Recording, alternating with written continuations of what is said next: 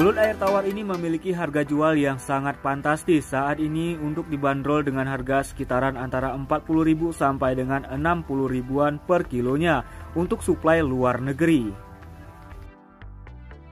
Belut rawa ini juga bisa dibudidayakan di kolam kecil. Dari segi budidayanya sendiri sangat mudah dan sangat simpel sekali dan tidak perlu perawatan yang khusus, hanya dari segi perawatan pemberian pakan saja. Lalu ada yang satu lagi adalah dari segi pergantian air.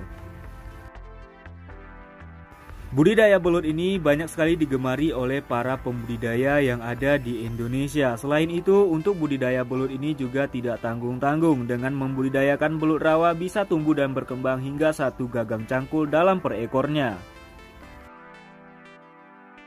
Sebelum kita lanjutkan video ini, jangan lupa tekan tombol subscribe dan bunyikan tanda loncengnya agar kita lebih semangat dalam berbagi ilmu dan membuat video-video yang lebih bermanfaat bagi kita semua. Belut rawa ini juga bisa dibudidayakan dengan 2 cara, yaitu dengan cara sistem air jernih dan juga sistem lumpur. Sistem lumpur memiliki 2 kelebihan, yaitu menyerupai habitat aslinya dan juga bisa dapat memijah di dalam kolam lumpur. Sedangkan untuk membudidaya kolam air jernih, belut air tawar ini tidak bisa memijah di dalam kolam air jernih karena belut air tawar ini harus memiliki wadah seperti lumpur untuk tempat bertelur. Lalu bagaimana untuk membudidayakan belut air tawar ini yang kita budidayakan di kolam kecil? Jadi untuk membudidayakan di kolam kecil sangat simpel sekali. Yang pertama yang harus kalian pilih adalah dengan menggunakan sistem air jernih atau menggunakan sistem lumpur. Jika sobat YouTube ingin menggunakan sistem air jernih, maka yang harus kalian sediakan adalah seperti jerami yang harus kalian masukkan ke dalam kolam untuk tempat persembunyian dari belut air tawar ini. Di sini jika kita ingin membudidayakannya, kita harus merekayasa habitat aslinya pada saat mulai kita budidayakan di kolam. Yang pasti, kolam tersebut harus menyerupai habitat aslinya, agar tingkat kenyamanan belut rawa ini bisa sangat stabil dan dari segi pertumbuhannya tidak terganggu.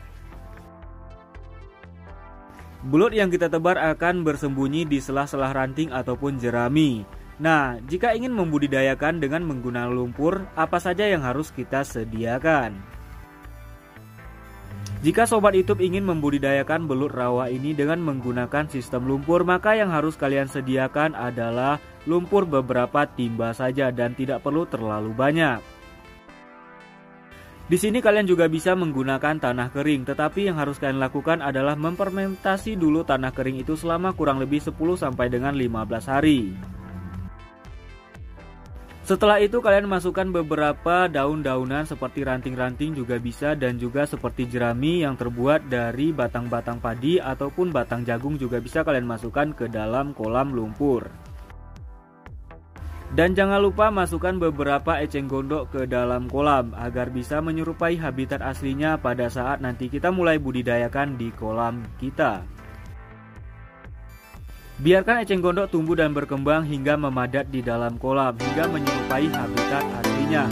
Usahakan air kolam yang ada di dalam kolam lumpur tidak boleh sampai mengering total ya sahabat YouTube. Jika sahabat YouTube ingin memanen belut rawa ini dengan ukuran 1 gagang cangkul dengan waktu yang singkat, maka yang harus kalian tebar adalah ukuran bibit yang sudah lumayan besar dan pemberian pakan yang rutin dan pasti pakan-pakan alami.